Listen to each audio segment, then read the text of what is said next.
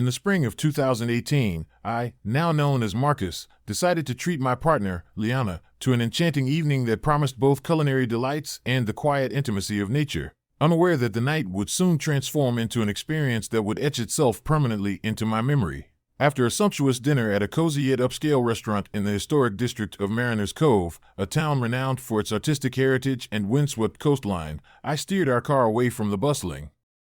streets toward a secluded parking area hidden away from the main thoroughfare and the well-trodden paths near the old lighthouse and pier, seeking a private haven where the rhythmic sound of the waves and the gentle caress of the coastal breeze could envelop us in a rare moment of calm and romance. Yet as we settled into the silence of that isolated spot, an inexplicable unease began to creep in, shattering the illusion of safety that the night had initially promised. I had deliberately backed the car into a modest, rarely used parking lot that sloped gently downward from the narrow road we had traveled, positioning us so that we faced the elongated stretch of asphalt. And as soft music played in the background, a soundtrack that usually soothed our souls, I began to recount eerie tales I had stumbled upon in obscure corners of the internet. Stories that were meant to entertain, but that, on this night, only served to intensify the foreboding atmosphere, for soon enough, just 30 minutes into our impromptu storytelling session, the beams of headlights suddenly appeared on the road above us, slicing through the darkness with an urgency that was both mesmerizing and alarming. At first, I attempted to rationalize the speeding vehicle as nothing more than a common sight along this deserted road, a path where law enforcement was rarely seen and drivers often ignored the speed limit. But as the truck drew nearer, its movement grew increasingly erratic, the acceleration so extreme that it seemed as if the vehicle had momentarily defied gravity when it struck the slight incline leading to our parking spot. And a visceral chill ran down my spine as I realized that this was no ordinary case of reckless driving, so I urgently instructed Liana to lower herself in her seat, a move born more of instinct than of reason. While I clutched the keys tightly in my hand, my mind racing with images borrowed from countless horror movies and infamous local legends of lovers who had met tragic fates on desolate roads, a memory of a cautionary tale that now felt all too real. I even attempted to lighten the charged atmosphere with a quip, joking that some people must be in an overwhelming rush to celebrate Valentine's Day, but my attempt at humor fell flat in the shadow of the looming threat as the truck, without any sign of slowing, barreled past us in a furious blur of headlights and dust, only to decelerate abruptly and come to an unnatural halt approximately 50 yards away, where the coarse sand kissed the edge of a paved path, its brake lights casting an eerie red glow that cut through the darkness like ominous warnings. And then, as if summoned by some unspoken command, several men, 3 in total, sprang from the vehicle, their strides purposeful as they raced toward the water's edge, their voices raised in shouts that mingled with the crashing surf, only to vanish into the obscurity of the night almost as quickly as they had appeared. The truck's engine continued to hum in the background as if in reluctant protest, and before I could fully process the gravity of the situation, the men re-emerged, boarding the truck in a frenzy before it roared away into the depths of the darkness, leaving Liana and me enveloped in a silence that was as oppressive as it was terrifying, our hearts pounding with unanswered questions and raw fear. And although we eventually mustered the courage to leave that accursed parking lot and drive away in a quiet, wordless retreat from the scene, the events of that night would later be confirmed in the most chilling of ways, when, the very next day at work, a colleague casually scrolled through her phone to find a news article detailing an incident that bore an uncanny resemblance to our experience, reporting that a young local man, only 22 years of age and hailing from the nearby town of Bayview, had been violently assaulted on a Sunday evening near the historic Bayfront Pier at roughly 9:15 p.m., with descriptions that matched the truck and the mysterious assailants we had encountered. A revelation that sent shivers down my spine as I realized that the men in the truck were likely the very perpetrators involved in that violent crime. Though my own recollection was frustratingly incomplete, I could offer no details about the truck's make, model, or color, nor could I recall the men's faces, all of which only deepened the mystery and my sense of helplessness, for in the shroud of darkness, every detail had been lost, leaving me to speculate that they might have chosen our secluded spot as a temporary refuge to cleanse themselves of any incriminating evidence by the water's edge. As the years passed, the haunting memories of that night in Mariners Cove were joined by another unnerving chapter in my life, this time unfolding in the vibrant, sprawling city of Houston, where I had relocated to take on a modest position at a renowned downtown cafe, a job that initially filled my days with the aroma of freshly ground coffee beans and the gentle hum of friendly interactions, yet whose ambience would soon be marred by the persistent presence of an unsettling figure named Darren, A man whose daily visits soon became a source of dread rather than casual familiarity, for at first his quiet, almost ghost-like presence in the cafe seemed innocuous, but as time wore on, his behavior grew increasingly invasive. He would always appear, whether I arrived at the crack of dawn or lingered late into the night, his gaze fixed on me with an intensity that made my skin crawl, and his mere presence was enough to disrupt the rhythm of my work, turning routine moments into episodes of quiet terror. I recall one particularly distressing morning when, during a brief respite from the hectic pace of the cafe, I stepped out to purchase a small farewell gift for a cherished coworker who was departing that day, only to notice, almost imperceptibly at first, that someone was following me, his footsteps in synchrony with mine along the bustling sidewalks of Houston, until I turned around and was met with the unnerving sight of Darren himself. His eyes locked onto mine with an intensity that defied explanation, and despite my polite refusal when he insisted on having my contact details, a refusal that seemed only to ignite his determination, his presence soon became a constant, an unwelcome specter at every shift, whether he appeared alone or in the company of a couple of his unnamed associates, each time intensifying the atmosphere of vulnerability that had gradually taken over my workdays. The situation escalated to a point where, during one of my busiest afternoons managing the register, Darren casually ordered a bottle of water, and when I asked for his name as part of the routine process, the brief interaction sent ripples of unease through me, for there was something in his manner, a slight hesitation, an almost imperceptible smirk, that spoke of intentions far from benign. And later that day, as I sought refuge in one of the discreet backroom bathrooms adjacent to the bustling counter, the tension reached a new peak when I was startled by a persistent knocking at the door and the unnerving sound of the door handle rattling, a sound that repeated with such insistence that my heart pounded in my ears. And though I called out to assert that the bathroom was occupied, the knocking persisted until, finally, I mustered the courage to swing the door open, only to be met with emptiness, a void that did little to alleviate the terror that had gripped me. And despite reporting the incident to my manager, the lack of tangible proof rendered any further action impossible beyond a formal note in the incident log, leaving me to grapple with the reality that Darren's disturbing behavior was likely to continue unchecked. Then came one fateful late Thursday night, a night when the hours stretched interminably and the city's neon lights cast eerie reflections on rain-slicked streets, and as I was closing the cafe after an extended shift, a night when fatigue mingled with a persistent, gnawing fear, I stepped out for a breath of cool air only to catch sight of Darren peering through the storefront window, his eyes wide and unblinking, and in his hand, an oddly misplaced pastel foam heart, a bizarre token that seemed to mock the very notion of normalcy and safety. And in that harrowing moment, I froze, my breath catching in my throat as the surreal nature of the scene overwhelmed me, prompting me to retreat hastily into a nearby storeroom while frantically calling out for help in a voice barely audible over the city's clamor. And it was then that Lydia, one of my most trusted colleagues, emerged like a guardian angel, her commanding voice echoing as she ordered Darren to leave, warning him with the promise of police involvement if he did not comply. And although the confrontation dragged on for what felt like an eternity, eventually Darren, his expression unreadable yet tinged with something akin to resignation, withdrew from view, leaving behind an oppressive silence and a lingering dread that no amount of reassurance could dispel. And although I desperately hoped that this episode would mark the end of Darren's intrusive presence, fate had other plans, for in the weeks that followed, even as I tried to reclaim some semblance of normalcy amidst the vibrant chaos of downtown Houston, I would catch fleeting glimpses of him, a shadow darting across the periphery of my vision on busy streets or a sudden, inexplicable presence in a crowded store. Each encounter a stark reminder that his fixation on me was far from over, and that no matter how far I moved or how many precautions I took, I was ensnared in a web of unwanted attention that refused to be unraveled, as if these unsettling events were not enough to unmoor my sense of security. Another chapter of disquiet would soon intrude upon my life, this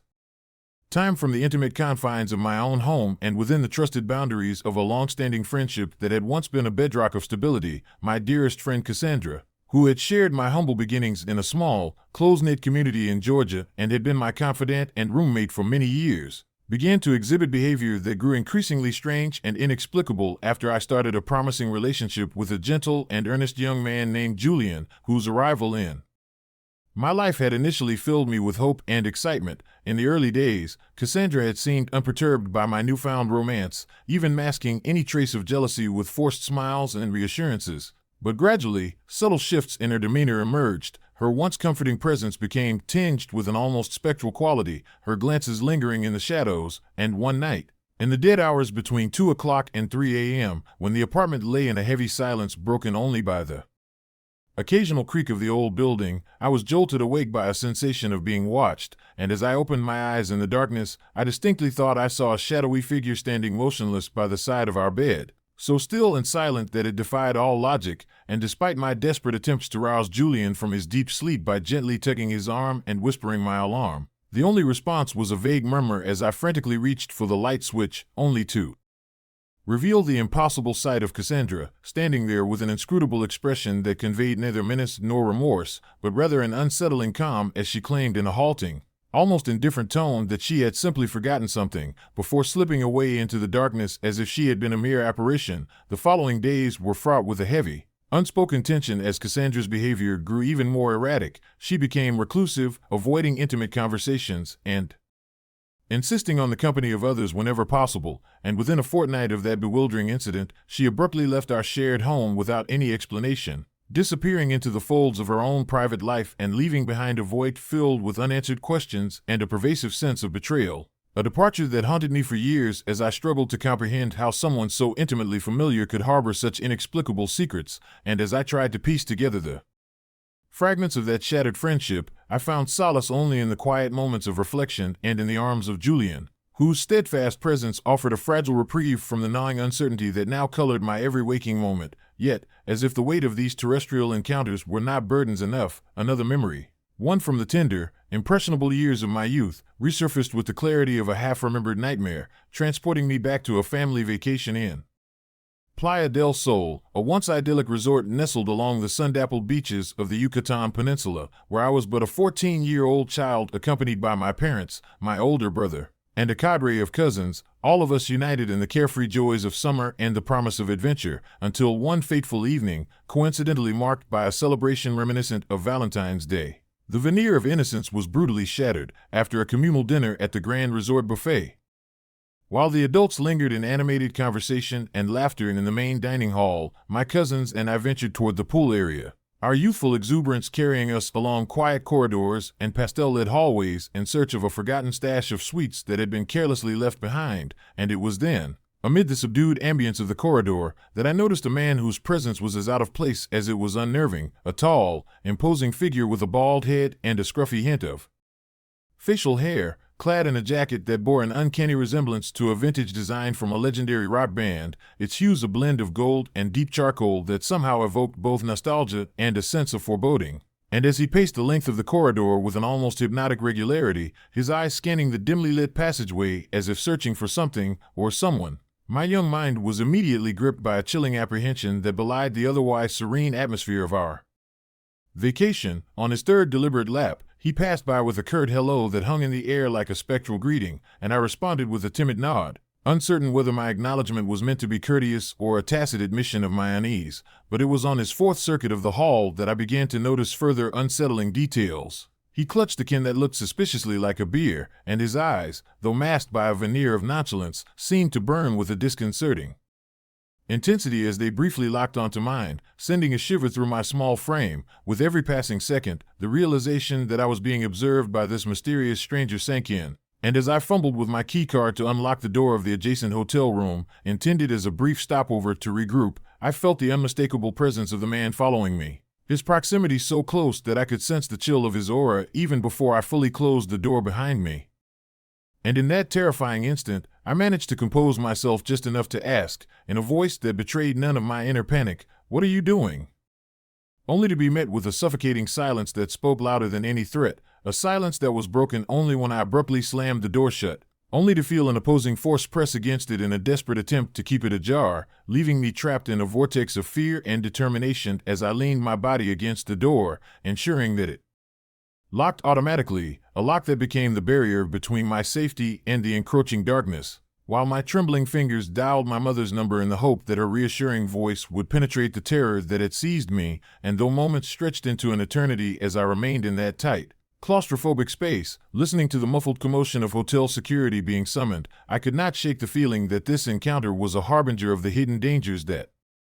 lurk beneath the surface of everyday life, a lesson in vulnerability that would resonate long after the immediate threat had passed. For even as hotel security finally intervened, questioning the man and escorting him out of the building with stern efficiency. The psychological impact of that night lingered, a vivid memory etched into the fabric of my consciousness and a constant reminder that even the most familiar environments can conceal unspeakable horrors. Looking back now, I see that each